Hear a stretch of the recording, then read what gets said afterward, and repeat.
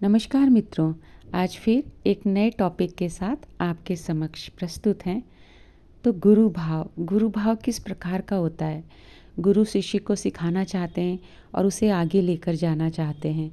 जब जीव माँ के गर्भ में होता है तो उसमें प्राण आने से पहले वह परमात्मा से वादा करता है कि मनुष्य जन्म पाकर मैं अहोभाव में रहकर परमात्मा आपका सुमिरन करूँगा और पूर्णता से भरी आपकी इस सृष्टि को देखकर हे सर्वश्रेष्ठ रचनाकार, मैं कृत्य कृत्य होकर आपकी आराधना करूँगा।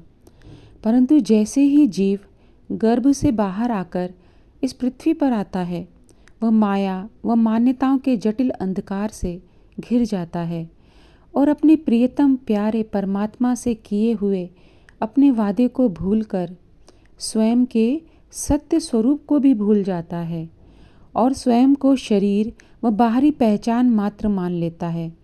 फिर अनंत भटकन शुरू हो जाती है।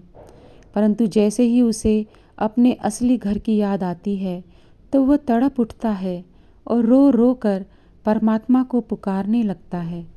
तब स्वयं परमात्मा ही अपने प्रेमी के लिए सत्पुरुष रूप धारण करके आ जाते हैं और हाथ पकड़कर घर का सही मार्ग दिखाते हैं। जीव तो माया में है, अतः इस घर वापसी की यात्रा में कई विघ्न आते हैं उसे। परंतु सत्पुरुष स्वयं मायातीत हैं, अतः वह एक दयालु माँ की तरह शिष्य को सिखाना शुरू करते हैं। जिस प्रकार एक माँ अपने बच्चे को कई प्रलोभन देती है ना, जैसे वो कहती है कि अरे वो देखो देखो चिड़िया आई, आ करो आ आ आ, और मुंह में निवाला डाल देती है और अपने बच्चे का पेट भरकर ही दम लेती है। उसी प्रकार सत्पुरुष भी कई तरीके इस्तेमाल करके, कभी कहानियों के माध्यम से, तो कभी ज्ञान के माध्यम से, कभी प्यार से, तो कभी डांट से अपने शिष्य को किसी भी प्रकार से सारे दोषों से मुक्त करके मायातीत कर ही देते हैं। ठीक उसी प्रकार जैसे माँ खेलकर गंदे हुए बच्चे को नहलाकर फिर उसका श्रृंगार करके पिता की गोद में बिठा देती है, इसी तरह सत्पुरुष भी हमें सारे दोषों अवगुणों से रहित करके, अहंकार शून्य करके और परमपिता परमात्मा की गोद में बिठा देते हैं।